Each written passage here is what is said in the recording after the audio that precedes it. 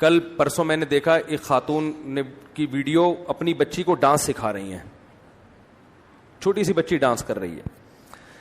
میں نے تبصرہ کیا، میں نے کہا یہ اس بچی کو تباہ نہیں کر رہی، یہ اپنا بڑھاپا برباد کر رہی ہے. یہ کیا کر رہی ہے؟ بچی تو جو بنا دیا اس نے بنا دیا. ماں باپ سکھا رہے ہیں، گانے سکھا رہے ہیں، ڈانس سکھا رہے ہیں. میں نے کہا یہ خاتون اپنا بڑھاپا کیا یہ اپنی جوانی بھی برباد کر رہی ہے. کل یہ بچی بڑی ہو کر اپنی ماں کی آنکھوں میں آنکھیں ڈال کے بات نہ کرے تو آپ میرا نام بدل دینا، کیونکہ جب اس کو ڈانس سکھا دیا اس کا مطلب اس میں حیا آپ نے، شرم آپ نے ختم کر دی. شرم ایسی چیز ہے جو آپ کو ماں باپ کے سامنے بولنے نہیں دیتی. حیا ایسی چیز ہے کہ آپ اپنے باپ کے سامنے اور ماں کے سامنے اونچی آواز سے بات نہیں کرتے. جب آپ اپنی بچی کو بچپن سے یہ انٹرٹینمنٹ سکھا رہی ہو تو یہ بچی آپ سے تمیز سے بات نہیں کرے گی. شاید لاکھوں میں کوئی ایک کر لے، یہ دماغ سے نکال دو.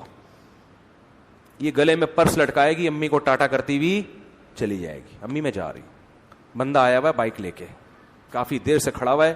قائد اعظم کے مزار پہ میں نے اسے ٹائم دیا تھا، یہ ہوگا، یہ تو ہوگا، یا آپ اس کو ہلکا نہ سمجھیں. وہ کہے گی امی میں نے قائد اعظم کے مزار پہ ٹائم دیا ہوا تھا، وہ گھنٹے سے بیٹھا ہوا ہے، اس نے بندہ بھجوا دیا ہے، بلکہ خود چل کے آ گیا ہے. بلکہ یہ بھی بڑی بات ہے، امی بیٹھک کھلوائیں، بندے کو بٹھائیں اندر. کیونکہ جو شوبز کی دنیا ہے سب برے نہیں ہوتے، لیکن ماحول اسی طرف جا رہا ہے. فیوچر یہی ہے. میں نہیں کہہ رہا جو بھی شوبز کی دنیا میں وہ غلط ہے، یہ ہرگز الزام نہیں لگا رہا میں، لیکن جو نئی جنریشن جب آئی ہے نا، جب یہ اس تک پہنچے گی تو یہ سب کچھ ہو چکا ہوگا. تو آپ کو ٹاٹا کرے گی، وہ کہے گی آپ میری زندگی میں انٹرفیئر نہ کریں. تو ماؤں کو خدا کی قسم چیختے ہوئے دیکھا ہے میں نے، سر دیواروں سے مارتے ہوئے اپنی زندگی میں دیکھا ہے ہم نے کہ کیا ہو رہا ہے. ایک ماں اپنی بچی کو ڈانٹ رہی تھی کہ خاموش ہو جاؤ، بچی جواب میں کہتی آپ خاموش ہو جاؤ، اور گھر کی دیوار چار دیواری سے باہر، اور پھر ماں جو پھوٹ پھوٹ کے روئی ہے، میں خود سن رہا تھا اس کی آوازیں، اور سر دیواروں سے مارتی ہیں مائیں، کہتی یہ ہم نے شیطان جانا ہے، کیا جانا ہے. نبی صلی اللہ علیہ وسلم نے فرمایا قرب قیامت میں تلید الامۃ ربتہا، عورت اپنے آقا کو جنے گی. عورت جس بیٹی کو جنے گی وہ بیٹی اس ماں پہ حکومت کرے گی.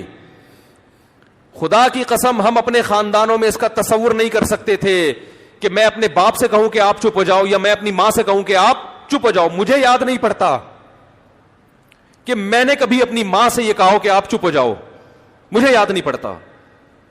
میں نے کبھی اپنے باپ سے یہ کہا کہ آپ، ہمارے والد نے ہمیں ہینٹروں سے مارا بھی ہے، پائپوں سے مارا ہے، ہم نے کبھی اپنے باپ کو الحمدللہ دھمکی، ہم کوئی بہت نیک نہیں ہیں، ہم کوئی بہت نیک نہیں ہیں، لیکن ہمارے باپ نے ہمیں ناچ گانے اور ڈانس نہیں سکھایا، اس نے ہمیں مذہب سکھایا، اس کی برکت تھی.